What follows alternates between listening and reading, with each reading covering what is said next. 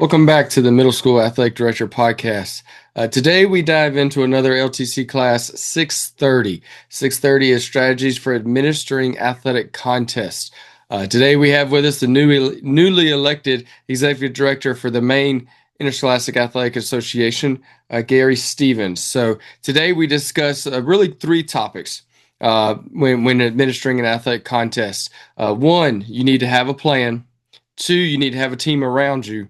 And three, you need to have an EAP, an emergency action plan. So a lot of great stuff packed in this one. But before we dive in, here's a word from our sponsors. There's a reason Neptune Game Time is the official custom music partner of the NIAAA and the NFHS. Backed by more than 2,500 partner schools across all 50 states. Featuring a growing library of more than 46,000 lyric-safe songs, every track, every message, carefully selected for a family-friendly, hype-filled professional game day experience. For the past 15 years, only one provider has set the standard. Only one music partner has changed the game. Neptune Game Time. Welcome back to another episode of the Middle School Athletic Director Podcast. So as you heard in the intro, we are discussing another LTC class, today we're discussing 630, which is Strategies for Administering Interscholastic Athletic Contests. So there's a lot into it. I believe it was two classes kind of morphed into one. I know I took 630 when it was just athletic contests, in the past. But it's a great one. It really opens up your eyes, especially if you get a chance to take 630. But we're going to kind of hit the main points here today. But who we have with us is the course chair for 630, and that's Gary Stevens. Gary Stevens is out of Maine, and Gary is a certified master athletic administrator through the NIAAA. Again, he's a retired AD out of Maine, and he is the newly elected. Will be taking over pretty soon. As the executive director for the Maine Interscholastic Athletic Administration Association. So, Gary, welcome to the podcast. Thank you very much, Freddie. I'm looking forward to joining you today and sharing my thoughts about our newly reimagined course. Yeah, look forward to it. Like I said, I know there's been a lot of different courses that have split. There's been a lot of courses that have combined over the past couple of years. So it's always good to kind of get, especially because I think I took 630 8 years ago, right? So especially, there's sometimes that even if you've taken a course, is to go back and take it again because, with all the rewrites every 4 or 5 years and the combinations and the splits and things like that, it really opens up a lot of different things and ideas. But I kind of, asked you before, but kind of to get us started, what do you think out of, it's a 4-hour class, right? There's a lot that goes into it. What do you think the top 3 takeaways from that class are that would be beneficial to the middle school AD, also the high school AD that's listening? But the top 3, and then we'll kind of elaborate from there. Well, thank you very much for asking that question. I think one of the things is, regardless if you are managing an athletic contest at the professional level, the collegiate level, the high school level, the middle school level, the youth level, you still have major responsibilities that are common to all. I always say that good setups, good plans are portable and scalable. They can be used in many different scenarios, and they can be enlarged or made smaller as necessary based on the activity you're hosting. But there's certainly good elements to planning for any activity. And I think that's what 630 is all about, is what are those common threads that any athletic activity needs to have in order for it to be well conducted. And I would say the 3 takeaways, number 1 is the idea of having a plan. Having a plan that covers a whole range of scenarios, from the commonplace and the mundane to that worst case scenario that you might face, that you hopefully won't have to face, but you're prepared to face. So I think the idea of having a plan for a variety of different circumstances is part of it. I think the second takeaway from the course is have a team. Now, sometimes at the middle school level, the team for the day may be you, but you can reimagine athletics at the middle school level is that you do have teammates. You have the coaches who may be able to assist you. You may have the other school personnel who are attending the game who may be able to help you. You might be able to work with your high school AD in your system to talk about different scenarios and help build your plan. So whether your team is on site or they are in a consulting mode, we all have teams. So the idea of team building and surrounding yourself with experts to help you become more knowledgeable about how to run a good event, but also help to guide you if you face those unexpected circumstances.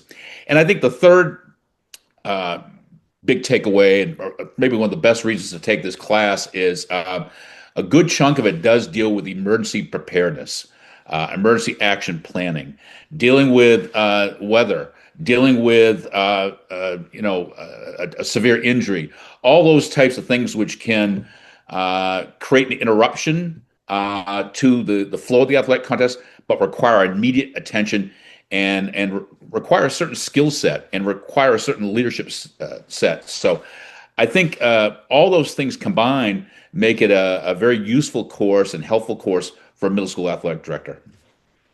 Yeah, those are three great topics. And like I said, we'll kind of just dissect them a little bit more. I will say, going back to the plan, like you said, I think we all think about make sure that ticket takers are taken care of, make sure that the goals are up or whatever, right? The as you don't want to say common sense things, but the common sense things. But we don't think about all those other things. I mean, I know the very first time I was a middle school athletic director, my very first experience as an athletic director, we got through for us, we had volleyball in the fall and we had basketball in the winter. And if they wanted to play something else, they went to the high schools. And here in Greenville, our high schools actually run our middle school football. So we don't have to house all that equipment and stuff. They house all. So really didn't have any outdoor sports until the spring, right? So spring rolls along and I'm out there starting to set up the soccer nets and, get the softball field ready and doing all that stuff. And, human nature, if you want to say called, I'm looking around going, there's not a bathroom out here. What am I supposed to do? Yeah, I gotta have a facility for my spectators, my fans, for the players and things like that. So then obviously it's run back inside, get on the phone, and the first person I called was our district AD, who's Daryl Nance. Called him and said, hey, there's no bathroom. And so and then having to go through a Porta John company and getting that and doing all those set schedules. And again, obviously there's a lot more that came up with, we really didn't have a fence around our soccer field. So if we really wanted to take tickets, anybody could come into our soccer field. There was no one entrance, right? So how can you plan to get everybody to that one entrance by I just put up ropes and things like that. So a lot of that stuff that a lot of people don't think about is included in that plan. Without question. And the way we've redesigned this course, Freddie, and as our listeners may know, there were originally two courses related to event management: 630, which was more nuts and bolts of running a game, and 631, which was more emergency preparedness.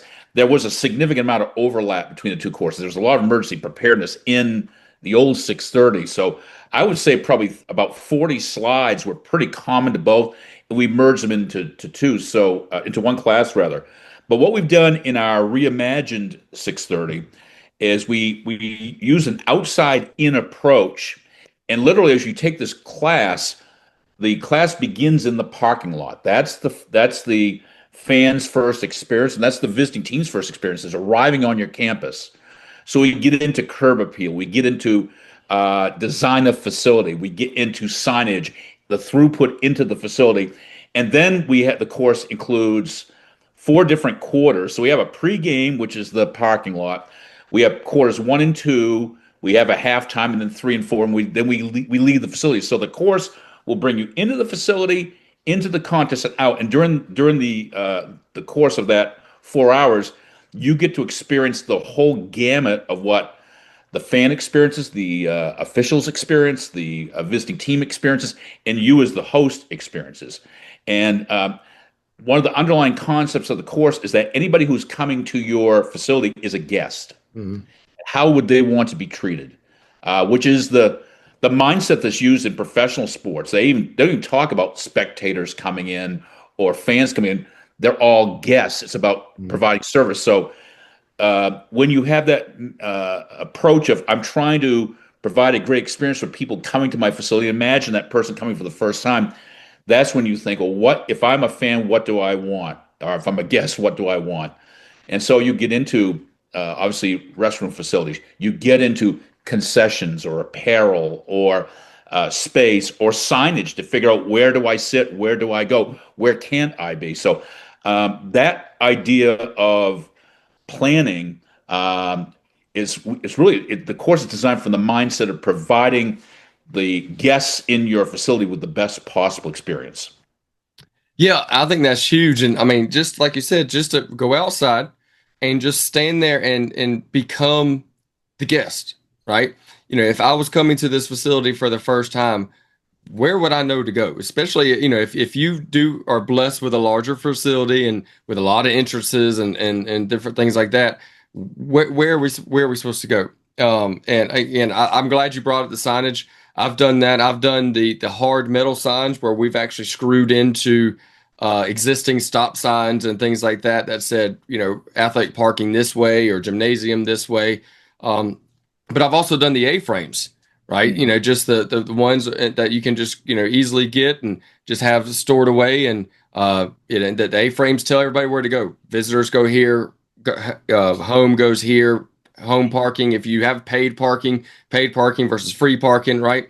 And I think that the signs make a wonderful, again, gesture to make people feel welcome. Because the first thing I mean, the last thing you don't want them to do is when they walk up to you and they finally find where the ticket booth is, right? They've already said this is the worst facility or this is the worst school or this is the worst experience because they didn't know where to park or they had to park a mile away or they went in the wrong entrance and the front office, they tried to go in the front office and the front office people was like, no, you got to go to the back. There's a lot going on. So can you make that experience for them pleasant, like you said, from the very beginning with signage? I think signage is a huge thing because that way people exactly know where you go. Like, and you mentioned the professionals, even the college, right? When you go to some of these big stadiums, these big arenas, there's signs all over the place. And so can you kind of mimic that? And that's kind of what I did, right? I'm a Clemson guy. We bleed orange. And so every place I've went to, I've kind of taken a little bit of what they do and incorporated it even into the middle school, right? I mean, it's not going to be as big and as lavish, but can I get an A-frame, right? Or can I get a poster and have the kids draw arrows and put homes here, visitor here, student section, whatever, to make it a little bit more personal. So yeah, I think the signage is a big thing that sometimes gets overlooked. Yeah, without question. And again, there are so many things you can do to just again make that especially that first time visitor who does not know where to go, make it as pleasant experience as possible. And sometimes it's just little things. It could be something as simple as on the light poles, maybe having them numbered or lettered so that when you park, especially with a large parking lot, you can remember where your vehicle is. Mhm. I know when I go to airports, I always take a picture of the floor I'm on or whatever it is. So I remember after coming back from a flight or whatever where my car is. But you can do little things like that so people can, oh yeah, I was near pole number 2, or I'm near the purple pole, or whatever it might be.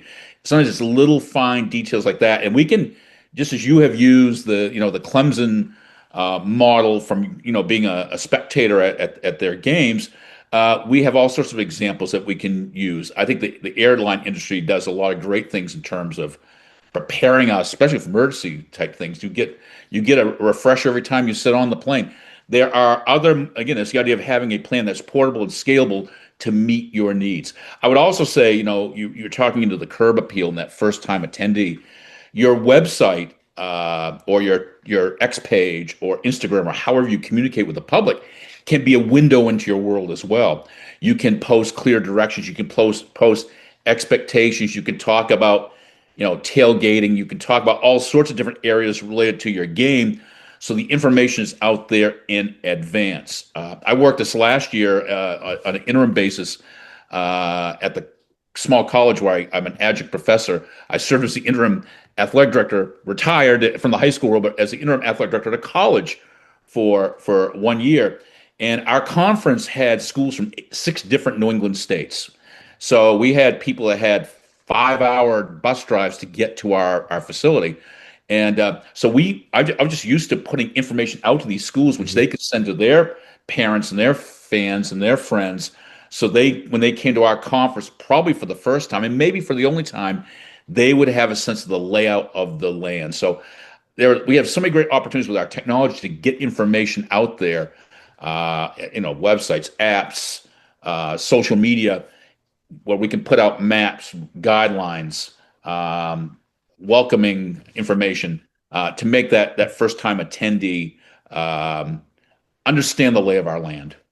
Yeah. Yeah. So again, it's just simple as sending a link and saying, hey, would you share this out? And, and the AD or the coach sends that link, that PDF, the Google Doc, however you want to create it, to the coach, the opposing AD, and then they blast it out on their communication platforms. And it really does wonder. I mean, even coaching at the high school level, being AD at the high school level, that's huge there as well too, is getting all that information out.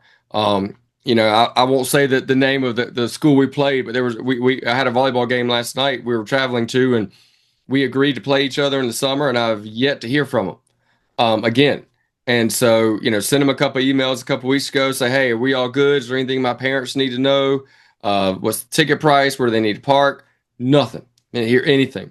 So yesterday morning, again, send that text again, or in that email again. Hey, just want to make sure we're still playing tonight, and that's where you don't want, again, obviously the opposing team and the opposing school, but you don't want, the opposing spectators and all that to feel, oh, we were supposed to have a game and then show up and there was no game supposed to happen, or vice versa. You were supposed to be somewhere and didn't know because, maybe it wasn't the communication. I've talked about my communication stuff before here on the podcast back in season 3, and, more of internally sending that out and making sure everybody knows within the school and the coaches and things like that.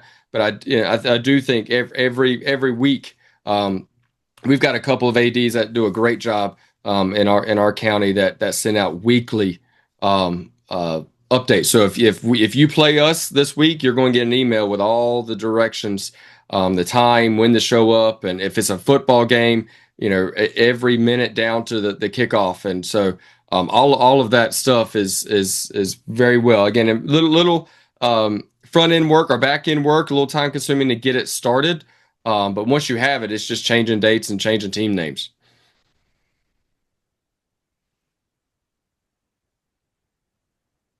Yep. So you there? I think Yeah. okay. You just lost your vocal a little bit. So no, I think that's good. So I do want to move on to kind of having a team. Because, and I think I've discussed about this before, even in last season, yes, at the middle school level, a lot of times it's just you, right? And you have, if you're blessed to have experienced coaches, then you're golden, right? But if most of the time you've got newly coaches, coaches that are wanting to get into the profession, you've got teachers that maybe are just there as it was called warm body. Because nobody else wanted to coach it. You've got parents, right? You've got a lot of new things that come in and out. And so you might not have, that assistant AD, or you might not have that athletic secretary, or the, kind of what at the high school level you're hopefully blessed with. Not all schools are blessed with that. But so, even talked about, can you have a coach that you trust kind of quote unquote be the assistant AD? Because what happens if you've got a big game and you come down sick and you can't go, right? Somebody's still got to run the show. And so, I even talk about in that episode about at the beginning of the season, sitting down with that person. It could be your principal, it could be your assistant principal, but finding somebody that's going to be your right-hand man or right-hand woman and be like, here's all the stuff. Here's where all the stuff is located. Here's how you cut the scoreboard on. Here's how you set everything up. So one, if I'm out, it goes back to sort of like the emergency action, but I mean, it's emergency to me because I'm not there, and the game's got to be still run, right? Um, and can that game still be run? But also, what are the uh, responsibilities of that team, right? Does the AD do all the setup? Does the coach do all the setup? Right? Can you somehow or another make that team um, very you using your brain? Because like I said, on paper it might just be you, but how can you get others involved? Yeah. And again, as I mentioned before, when I think of the team, and especially if we're talking to a middle school audience, the team on game day may be very small. And even high school athletic directors don't always have all the help that you think you might need. You're always trying to piece things together, and sometimes the person who's in charge of the event is doing multiple things within the event. But when I think of the team, Freddie, I first of all I just think about surrounding yourself with knowledge and experts and all the various things that are going to go into this contest. I think too many times in education, we tend to operate in silos. Athletics does its own thing. Guidance does its own thing. Each of the subject areas do their own thing. Maintenance does it. We don't talk enough, and we all have common interests, which is the welfare of the students we serve. And there are people within your school that have knowledge that can be an asset for you to leverage to put on a good athletic contest. So I just think of sports medicine. Now, I was blessed to have just wonderful athletic trainers I worked with, and they were essential parts of my team in terms of either consulting or if we had coaches meetings or other activities, they are at the center of everything. Especially the emergency action planning component. They really were critical in that. But if you don't have a certified athletic trainer in your school, well, maybe there's one in the high school in the district you're in. I'm sure most people have a school nurse or some other medical professional within your school that can help you in terms of planning for different types of things that might happen. It can be something very simple as a cut or something a little more complex like a break. So making sure you have the right equipment and supplies and some basic first aid training, which a lot of communities have courses that are offered frequently where you can go and get that training. Making sure that you have people on board who are CPR certified, even if it's you. Having all those components in place, even if you don't have the personnel, having the components there. When it comes to just management of crowd, what have you. Again, it's great if you can find people on your staff, particularly in the administration, who hopefully are going to come out and support the kids anyway, but who can help you in some of those circumstances. And again, it sometimes just the good, just being a presence and that those relationships, the public relations components of leadership come into place so that you're managing a crowd without necessarily looking like you have the eagle eye on them. You're interacting with them. So you keep that, it just helps keep that audience, enjoying the contest, being there for the right reasons. So, having people that help you in that PR side of things is critical. But then there are going to come times where maybe you need to address a situation and you will need to rely on maybe the coach on the field or assistant coaches to help you. So they need training too. And one thing I like to do with coaches is do tabletop exercises. We talk about this in the 6:30 course, where when we meet, instead of just a sit and get where the AD's doing all the talking, we put a scenario out there with a map. This happens here on this day during this practice or during this game. How are we going to respond to that with the people we have? And it gets people imagining what might happen because if they've never talked about it or they have never walked through it, when it comes time to either be the key person in managing a situation or assisting the person who's the lead person in the situation, they're not going to know what to do. It's important to do the muscle memory side of things. So I think the team part is, again, it's surrounding yourself with knowledgeable people who can help you in your skill set do your job better. But also, if you can have people who are present at the event, they can assist you and you can leverage their skills or what they've been trained to do to help you manage the myriad of things that can happen is very helpful as well. Certainly, the more the merrier, the more people you can get directly involved. So if you can get some money into your account to pay some game day staff to help you out in certain circumstances. That's really advantageous. But if you do, make sure they have some training. Make sure you've met with them. Make sure you get together pregame so everybody understands what it is we need to do today. What are some problem areas? Maybe it's a bad weather day. We're having some rain here in the Northeast. Maybe thunder and lightning is a potential thing for that. How are we going to respond to that? Where are we going to evacuate to? The people you have on board with you need to rehearse and talk about all those different aspects. Yeah, and I want to throw one more thing out there. And like I said, I think, we've been talking about adults, but how can you use the students? Mm. And especially, I use the teams that aren't playing, right? And that I've used them a lot, and they can use it as a fundraiser, they can use it as different things, but they're the ones helping run concessions.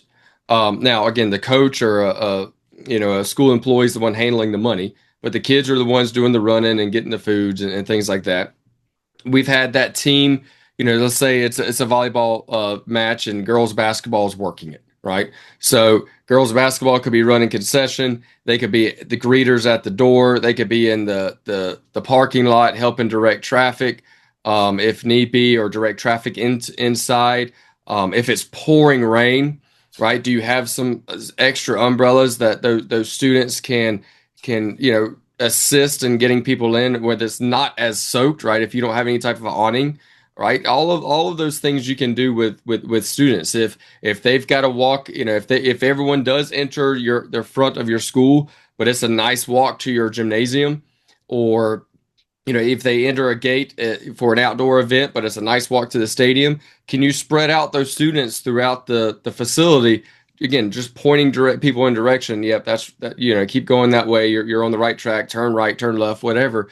And like I said, that's free. Other than paying the sports team. I always paid the sports team. To me, I always thought about it as free because it's still staying in the athletic budget, and it's just helping out a team for them to be able to get new uniforms, new warm-ups, whatever they were looking for to get, right? So can you use the students? I've used the students to help run the clock, run music.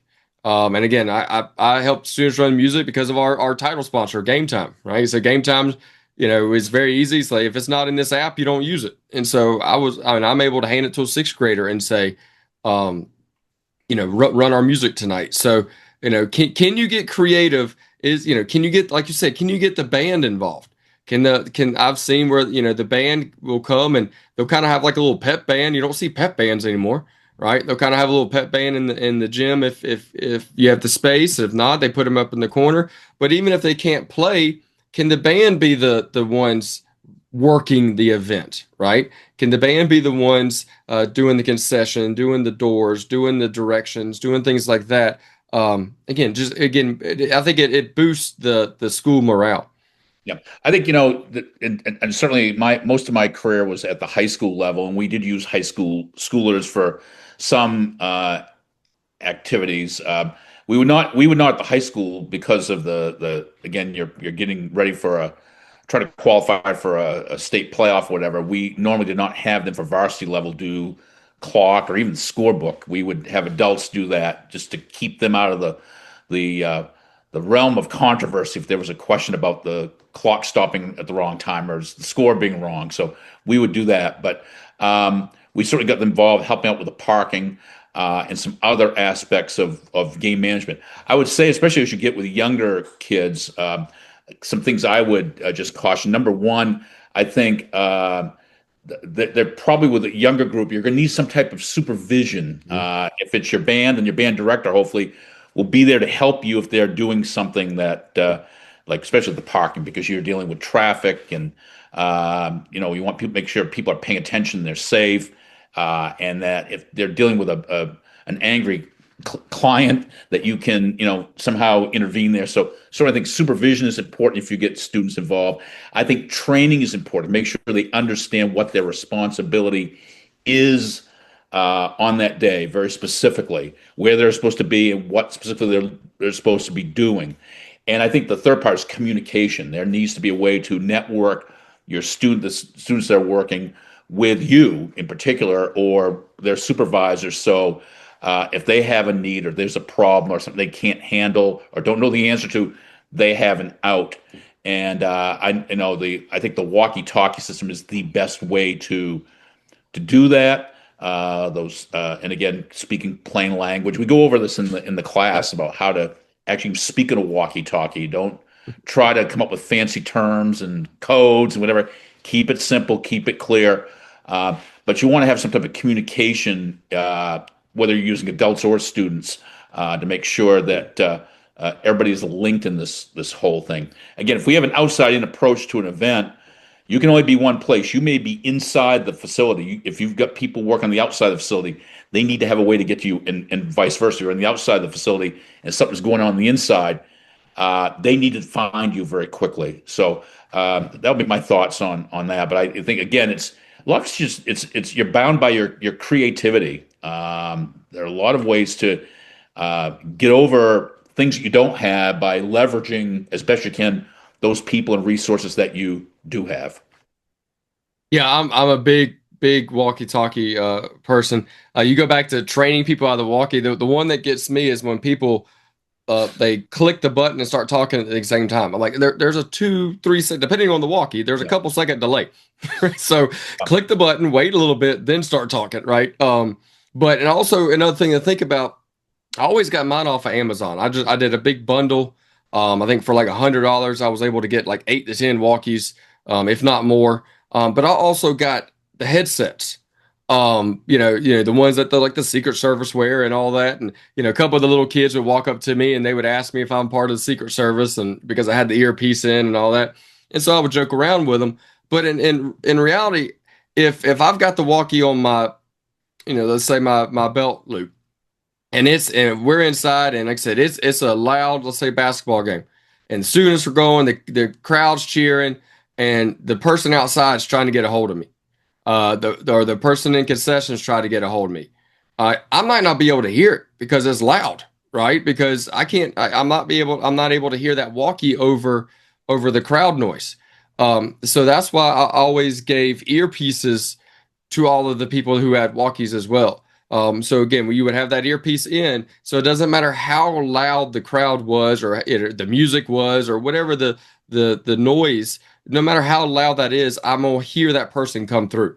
The walkie-talkies are a great tool, and I know some people maybe think, well, I have a very limited budget. I can't afford those things, so I'm trying to make sure my kids have baseballs or those types of things that are essential for the game. Well, communication is essential as well. If you can't run an event correctly, you probably shouldn't run it. If that's why I always say, if it's important, I think, for our schools and our educational organizations to fund athletics, because if it's that important to have, we know it is, then it should be funded. But again, the reality is people struggle in terms of just trying to use the budget they have as best they can. Yeah. Something like a walkie-talkie is a great thing for a booster club if you happen to have it, or if you're in an elementary/middle school world, a PTA. It's a tool that can be used by other entities besides athletics. It's something that can benefit other people in the school as well. So it's a great investment, and again, what often happens in emergency situations is if the communications aren't strong, the plan doesn't work. And people don't know what is going on. Because again, you can only be one place. The people that are working for you can be in one place. But the expectation of the guests coming in is they have a positive experience. They expect to come to the event and leave the event safely. And you better make sure that communication system is functioning. And it's not just having it, making sure the walkie-talkies are charged, making sure you have extra batteries, making sure if you have an intercom, it's working, making sure people know how to turn it on correctly, use it. A lot to it, but the communications is essential. And so again, like you're saying, get funding. We had an athletic, and it doesn't matter if I was at the middle school or high school. Everywhere I went, I purchased a set, and I would purchase as many as I thought I would need, and maybe an extra one or two. But if it wasn't in my athletic budget, I went to my principal, the administration, and asked them to take it out of their budget. And times they're going to question it, but well, why is it? I'm like, no, no, this is a safety thing. This is an after school extracurricular thing under the school's umbrella that we need to be able to run a safe event. When you start throwing out the safety words, right? Sometimes, a lot of times, they're like, okay, I'll spend $100 out of my budget, right? And or I'll give you 50, or I'll give you 70, or whatever. They tend to work with you a little bit, because I also told my administration, I was at one school and we had the athletic walkies, and the administration was like, "Nah, we'll just stay on our walkies." I'm like, "Well, I'm going to tell you, I'm not going to hear that walkie because it's going to be on my belt loop and it's going to be loud." And I'm gonna need y'all on these athletic walkies. They're like, no, we're good. Well, after the first event, they came back to me that Monday and said, we need to purchase more of those walkies so we can be on the same channel as y'all, because we couldn't hear a thing. And even talking to each other, because it was this was at the high school level, so it was a big football game, but the assistant principals were trying to talk to each other and they couldn't hear each other. So that's why I'm a big advocate of the earpieces. So if you do have walkies, you can easily get earpieces on Amazon or any place for not that expensive. But I'm always a big advocate of the earpiece because I know I'm gonna be able to hear when that communication comes through. Yep. And you mentioned the walkie-talkies, and that, of course, that's just one example of the many different types of tools we need to have at our disposal in running an athletic event well. In the course, one of the things we talk about is having the schools conduct what we call a needs assessment. And it's a simple task. It's you figure out for a given contest all the different tools and bells and whistles may be one of the tools, by the way, that you need to run the event. And it could be everything from a communication system to maybe reflective vests to clipboards. Nothing is too small. And you find out what you have, which you were just describing, Freddie. Like when you arrived at that new school, you saw what you didn't have, and you figure out what you really need to run the event well. And then you do what we call a gap analysis to say, okay, what am I short, and what do I need to do to fill this gap? And it can mean everything from using existing money and buying things. It can be obviously a budgeting for next year. It can be borrowing from the neighboring school. I've seen. We have a school that was right next to where I used to work prior to my retirement, and they had purchased a very nice portable scoreboard during the pandemic. Ironically, their main scoreboard, when they were doing a facility renovation, went out, so they had to use it for a football game. But they have hooked that up to a truck and taken it to a neighboring community who needed it for one game. So sometimes the gap analysis requires you, if you need something now and you don't have it or can't afford it right yet, find out somebody who does have that. And it could be everything from hurdles on a track to portable bleachers to whatever it is. So we talk about that at 6:30 as well. Walkie-talkies being one of our items on that list. Yeah, like I said, and you just kind of sparked another, kind of essential. Then we'll kind of move on. Is if you have a lot of games at night or at dusk, and you do have people in those parking lots or outside, the vests are great, especially with the reflection. But also, can you get the lighted wands, right, that they use at airports and things like that, for them to hold, right, for them to know, okay, there's somebody standing there. So again, that comes part into, even if it's an adult, right, you still want people to see them. So can you get them under some kind of light or whatever, especially if you got people coming in as it's getting dark. So and the lighting is a critical part of it as well. And most people have parking lots that have lighting.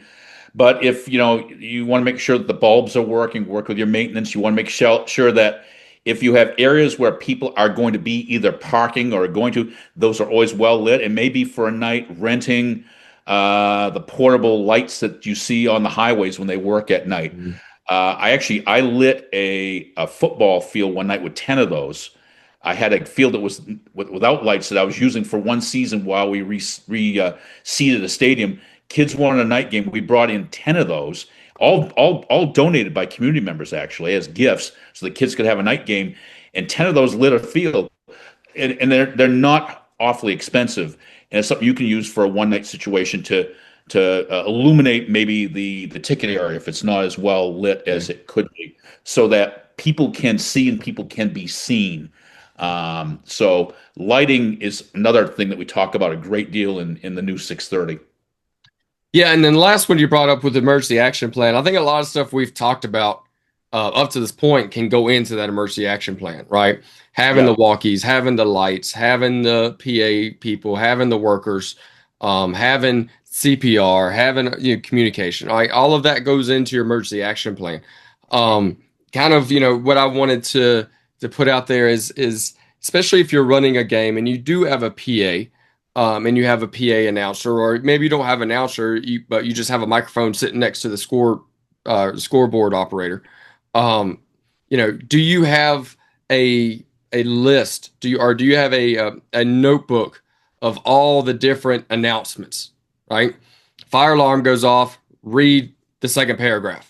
It tells you exactly what to read on how to get people out and what to say. If for hopefully it never happens, right? But if the tornado alarms start going off, right? What do you need to say into that PA? If you're outside and you don't have the a PA type of deal, right? Do all. I still would have some type of notebook, right? Some type of handbook for with all that all your workers are know about. But if something were to happen, there's a lightning, there's a storm, there's a threat, there's whatever, right? What is the actions? Who's going where? What's the head coach doing? What's the AD doing? If your administration's there, what are they doing? When we don't have a physical way to announce anything. Now, I'd always try to say, if you can get some type of bullhorn or something, megaphone. I know it's not going to carry as much, but it still get your voice out a little bit. Or just have a portable speaker ready. But does everybody know the plan, right? You got to have the action plan, but the issue is, does everybody know what the action plan is? If you go back and listen to the Paradox podcast with Dr. Dustin Smith and Danielle Lapointe, and I was on there talking about my first experience with it, and I would say I didn't do it the right way. The plan was there, but we didn't do it the correct way. So it's a good laugh. It's a good laugh now because nothing happened and came about it. But when that fire alarm goes off in a big basketball game, what happens, right? Where do people go? What is the announcement and all of that? So if I can kind of go on that, especially again, inside's a little easier because you've got PA, you've got announcing. Sometimes on those outside or outdoor facilities, and even at the middle school, right? You may be playing baseball at the rec department, right? You may even be off campus. But what can we do to get the information out if something were to happen? Yeah, I would say, and I talk a lot on this subject, whether it be the college classes I teach or working with the ADs. I go back to January 2nd, 2023. On January 2nd, 2023, anybody who was watching that football game between Buffalo and Cincinnati saw what happened with Damar Hamlin. Mm-hmm. And 3 days later, Bob Costas appeared on a network news, was doing an interview, and he claimed that, or he made the comment that Damar Hamlin was very fortunate, which he certainly was, because he was surrounded with immediate attention from athletic trainers who got an SB out of it and was well deserved.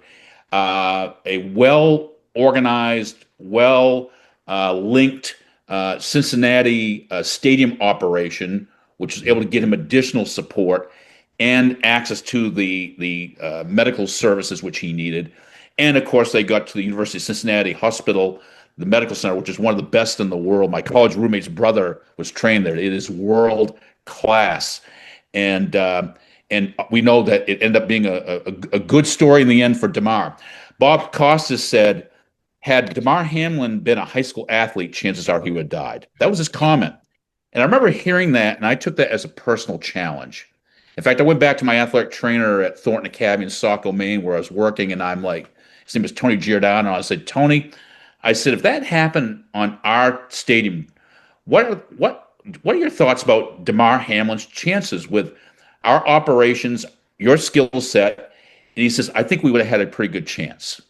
So I took this as a personal challenge, and I think everybody needs to do is when you are thinking about emergency management, emergency preparedness, you need to think about the worst case scenarios that can happen, which could be somebody having that severe medical event.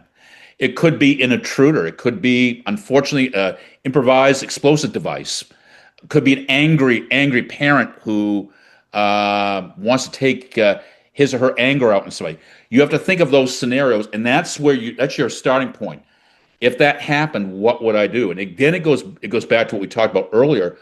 Find the team that can help you talk about those problems. How would you deal? What things need to be done? Who needs to be in place? Where do they need to be? So you might be working with law enforcement for those really, horrendous actors. When it comes to a medical emergency and those emergency action plans, you're talking with your athletic trainers, your local doctors, your school nurse, people on your team, whether they're there at the game or not, to help you figure out what are the actions that need to be placed, what equipment do we need, what do we have, what don't we have, what's our gap analysis. The same tools we've been talking about to figure out how do we respond to that.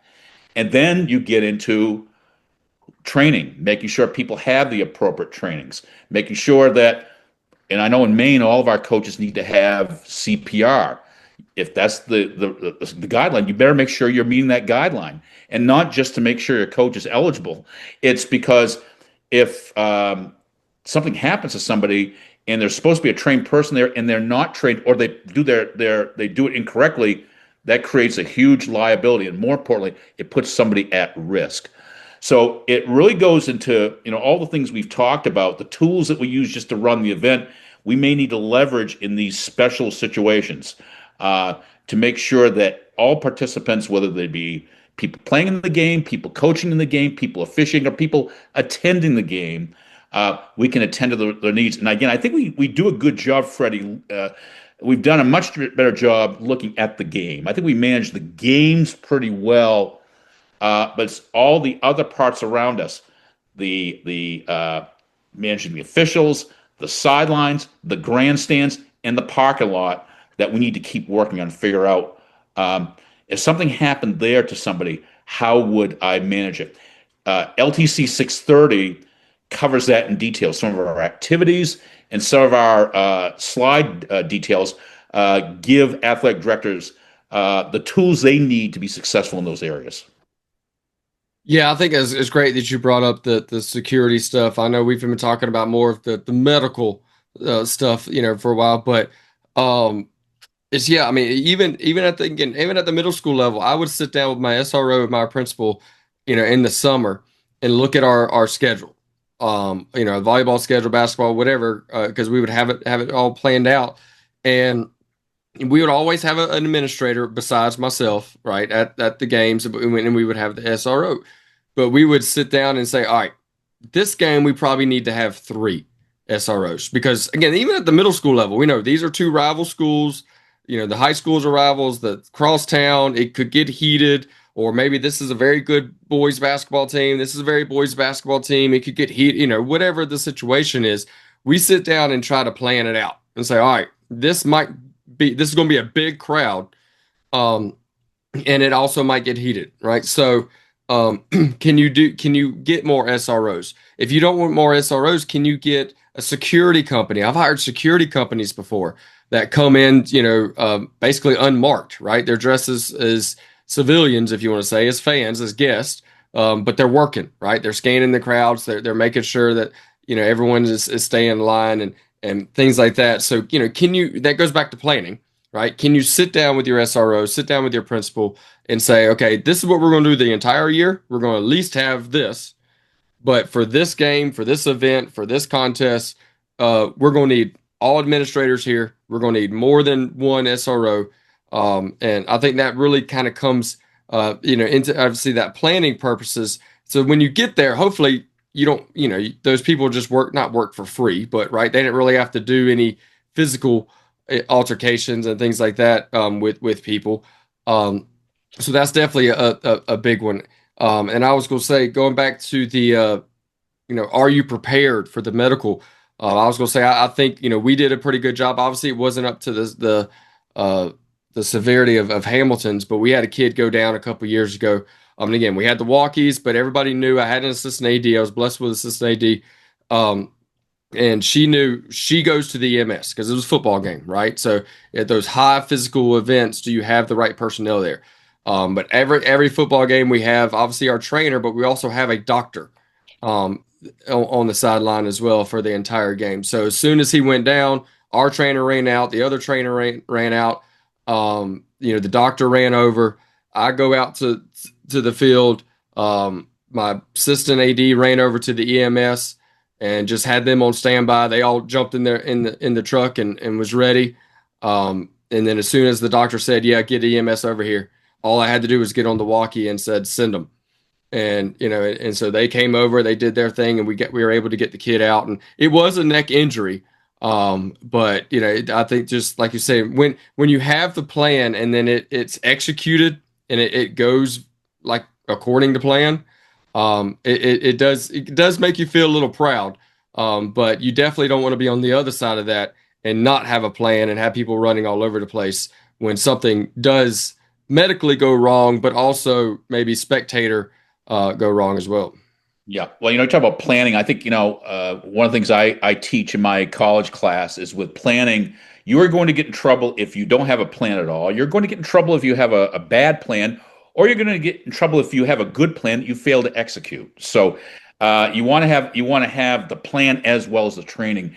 You were talking about involving secondary group agencies or what have you, whether it be a hired security firm, it could be your local police. One of the things you have to make sure is when you do bring in other people to work the event, the public's perception is that you are all on the same team, but you may have, and you are trying to work together, but you really are different teams trying to conduct a cooperative operation. You need to make sure that everybody that you bring in understands their responsibilities for the day, and is there a limit to what they can or can't do. The police call that post orders. Basically, what is your job description for the day? And sometimes I think school administrators will hire a police officer and something goes on in the crowd and they assume, well, the police will take care of it. Not necessarily. That relationship has to be established. The police are thinking, well, these students, we don't. We're here as a backup if something escalates to the point of being dangerous or a crime. So you have to understand that, work with those security firms, police agencies to make sure everybody understands what is everybody's post orders, who's going to respond to what. And having said that, I think also people that do interact with others need to understand crowd or basically communication techniques, especially a de-escalation technique if somebody's angry. Our course gets into that as well. It may be you, it may be somebody you've hired for the day, but if somebody is starting to get into that red zone, they're starting to get anger, that it might percolate and become something bigger. The person who speaks with them, how do they speak with them? How do they interact with that person? What do they say? The course is designed to give people some very practical information, which, again, I think it applies to every level because I've seen angry people. I'll be going to Gillette Stadium to the Patriots-Panthers game on Sunday. I'm going to see angry people there. They want to win for the Patriots, which we haven't had too many in the last few years. But I've seen the same thing at a middle school game, too. And it's the same anger. It's the same. And you have to be able to manage that. And so you may be the one person administering a middle school game with 50 parents there. And one of them, for some reason, is going over the top. How do you manage that person? And we don't know if he's had a bad day. We don't know if he's lost his job. We don't know if he's gotten some type of diagnosis for him or a family member. And again, the idea of having some empathy and having some ability to communicate with people is critical. And again, 6:30, we'll talk about how do you manage those over-the-top fans. Yeah. And there's also, and I can't remember the actual number of it, but there is also an LTC on dealing with difficult personalities, right? Difficult people. So 714, and the major point of 714 is that they are only difficult if you think they are. It's your perception that they're difficult. That's so right. Yeah. I'd be able to break down and try to understand that you're responding to how they act, and really it's on you. And also it talks about the fact that you don't forget you might be a difficult person for them. That's right. That's right. Yeah. They might be reacting because of the way you're reacting. Um, 100%. so no, but I appreciate you jumping on, and and again, this is a great discussion, and I think this is one of the first classes that I think I took. Again, when I first became an AD, I was a middle school AD. I went to Orlando, went to the national conference, and Daryl just said, take classes, right? And I'm like, okay. So I looked at the lineup, and that point it was maybe right over 50. Now we're close to 60, if not past 60 now. But I'm like, okay, well these four look interesting. None of them were 5-1 through 10. 501 through 10. It was 630, it was 700, it was, and and then once I left the national conference, I'm like, oh, I kind of not did it out of order, but I got to go back and take 501 and all those, and learn what the certifications were and all things. But no, this is definitely a class that any athletic director needs to take, middle school, high school, college, any of them, right? I mean, because it really dives into, like you said, any level. As we wrap up, for those listening that are heading to Tampa, maybe they, are still looking for some classes to take, and I don't know if 6:30 still has spots, but if what day and time is 6:30? Do you know that off the top of your head? Yeah, we are doing that on the Monday of the conference. So it's going to be Monday, December 15th at 12:30 p.m. The banquet will follow that. They're doing it on Monday this year. So we are finishing up an hour and a half ahead of the banquet, so people can be able to do both. But I appreciate your plug. I think you think of it from this perspective, Freddie. Our coaches are judged oftentimes by how their teams perform in games. That's just the way spectators are, right? Well, I think one of the reasons probably you took that class of all as one of the first ones is that that when you host a contest, people are going to judge your performance. All your skills are on display during that game, and impressions are going to be formed about your leadership. So I think even though it's not a required class for basic certification, the contest is where all of the athletic administrators' skills, communication abilities, his or her leadership is there, and people start forming judgments from the moment they drive into the parking lot, from the moment they leave. And my closing thought on that is the other thing we talk about in the course. And if whether you have an opportunity to take this course in the near future or not, this is something people can have as a takeaway. I think there's this automatic reaction when the game ends, when the horn sounds, it's all zeros, what have you. There's a big sigh of relief. People are like, oh, we got through the night. No, you didn't. Sometimes things happen after the game, and the course even talks about the post game. Everything from the handshake line to getting the crowd out to getting them off your campus. And unfortunately, especially if you host night contests, the athletic administrator may have to deal with some of the most difficult things that he or she has to in a contest at the end of the game, at the time when he or she has been at that school since maybe 7 a.m. and it has absolutely zero energy left. And you have to make some of your most important decisions. We'll talk about that in 6:30 as well. So again, we'll take you into the contest, during the contest, and then leave campus. And it's designed, literally the course attendee goes through the idea of going through the game. Yeah, like I said, I think it's a must have. Even if again you've taken it or you've taken one or the other. I think it's a good, if you want a good refresher, if you've got extra time Monday afternoon, and you've taken 6:30 a long time ago. Like I said, I think I need to take it again because it's been 10 years almost since I've taken it. So it's always good to refresh on those courses. But I appreciate you, Gary, for stopping in with us, and again, look forward to seeing you down in Tampa.